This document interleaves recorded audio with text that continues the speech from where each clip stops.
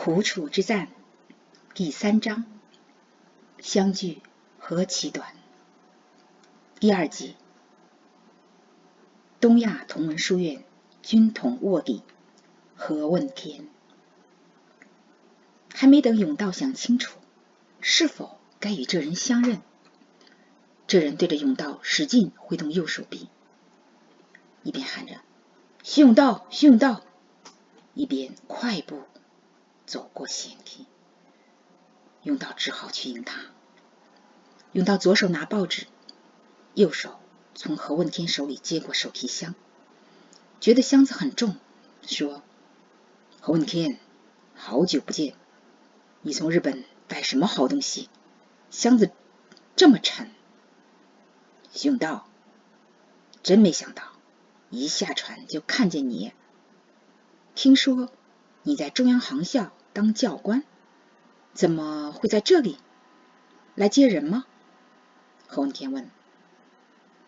徐甬道不清楚这位多年不见又在日本留过学的同学现今身份，不便和他说实情，就搪塞着说：母亲叫我回来处理一些家务，路过这里顺便怀旧。小时候我喜欢来这里看船。原来如此，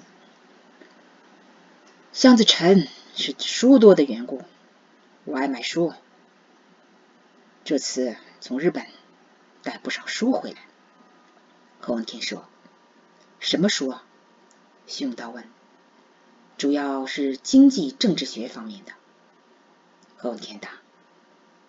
听说你当了教授，在哪里教书？甬道问他。从早稻田大学毕业时，正遇上东亚同文书院有空缺，当时也没其他更好的机会，就去东亚同文书院了。何问天说。甬道一听东亚同文书院，心里猛跳几下，这是日本人办的学校，专门培养中国通情报翻译人才，是中国空军在地图上标注的轰炸目标。待遇还不错吧？甬道问。还过得去。何问天说。甬道心想，在惠山码头遇到何问天，算没白来一趟，要把握机会打听。何问天，咱们一别多年，难得相聚，我请你吃饭。甬道说。好啊。何问天说。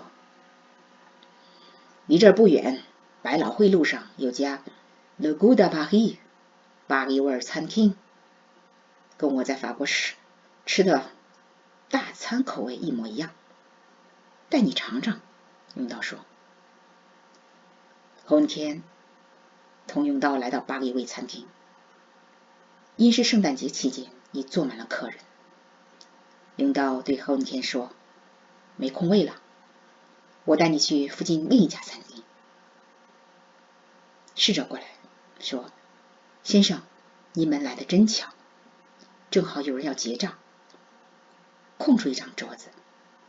那好，我们去吧。甬道对侍者说。侍者把菜谱递给他们。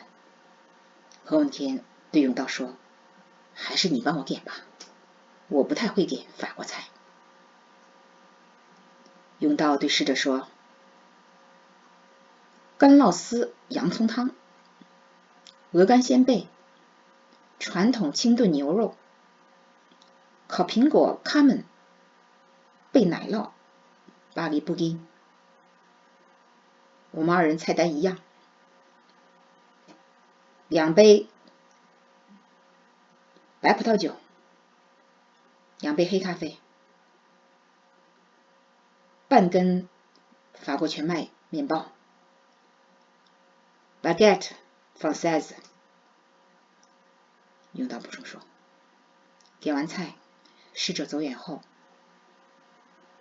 甬道对何问天说，刚才我点菜避开红系列，葡萄酒也是白的，知道为什么吗？何文田摇摇头。上海快要血流成河了，满地红色了。徐永道凝视着何文田说：“你听到什么了？”何文田紧张地问。永道把手里那份刊登蒋委员长离开西安并安全抵达南京的报纸递给何文田。何文田接过报纸，看了几秒，单刀直入说：“你这次来上海，该办的事都办完了吧？有需要我的地方，尽管开口。”何文田心里明白，中央航校轰炸机教官此刻来惠山码头，不是来江边漫无目标欣赏风景的，但他不想挑明。徐永道的中央航校教官身份是公开的，很多同学都知道，但何文田的真实身份是军统军官，则没有同学知道。何文田加入军统源于偶然因素。浙江教育家叶崇宗是何文田的同乡，也是日本早稻田大学校友。叶崇宗在一次杭州婚宴上，坐在军事委员会调查统计局副局长戴笠旁边，偶然向戴笠提起何文田这位同乡兼校友。戴笠听了，立刻记下，经细致考察，认定何文田是难得人才，让他收集日军和日本政府对华政策并国际动向方面的情报，就说服何文田加入军统，抗日报国。戴笠选拔干将，看重个人资质才干，也重视家世出身和人脉背景。何文田的引荐人叶崇宗是戴笠所尊敬的浙江教育家。叶崇宗是蒋中正心腹将领陈诚的恩师。叶崇宗还与3位戴笠欣赏的人有至亲关系。叶崇宗是叶迪珍和叶继平兄妹的父亲。叶迪平是蒋中正得意门生干将胡寿斋的未婚妻。叶迪珍是戴笠安插在上海军统的财务主管。那时叶迪珍的妹妹叶迪平正在上海光华大学深造。叶迪平3年前在浙江警官学校就读时，因人品学问出众而得到校长戴笠赏识。后来戴笠撮合叶迪平与胡寿斋谈恋爱。何文田进军统，成为戴笠布局上海，预备他担任对日作战重要情报员。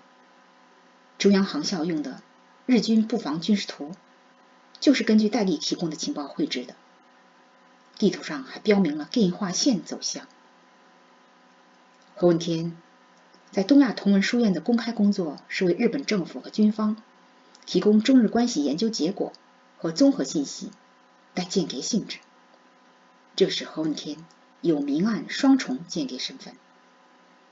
戴笠采取防范措施，暗中派人监视，只由戴笠派人与何文田单向联系。这次永道遇见他搭日本邮轮长崎丸号回上海，是因他2周前去日本参加国际关系学术会议归来。他去了解日本政府对中国和欧美政策信息，并日本军方对中国战略。圣诞节期间，巴黎味西餐厅客人多，上菜比平时慢。过20多分钟，干酪丝洋葱汤才上来，还有一小筐切片法国全麦棍面包。永道拿起汤勺，喝几口热汤。刚才在江边码头受的寒气被热汤驱散。跟你同船从日本来上海的有熟人吗？永道问何文田。何文田刚咽下一口汤，正用餐刀往面包上涂黄油，边涂边小声说：“你看见下船时走在我前面那10几个穿和服的日本女人吗？”看见了。他们是那些女人是从日本招募的艺妓，送到虹口日本海军俱乐部。我认识领他们来的日本男人，就是带他们上军车的中年秃顶男人。他经营虹口日本海军俱乐部很久了。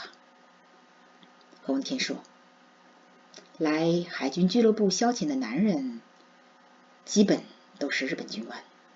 何文天补充说。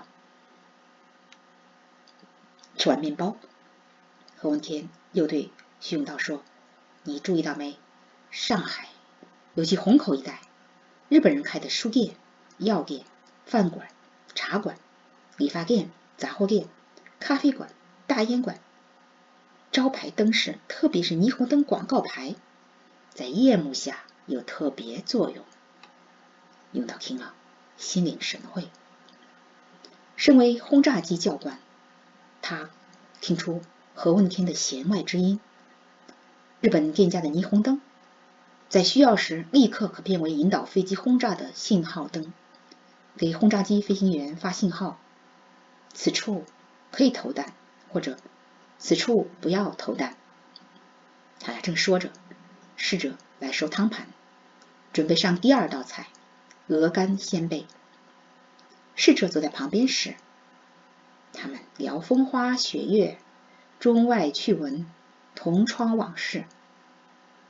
送鹅肝鲜贝的侍者走远后，永道小声对何文天说，你不想换个地方教书吗？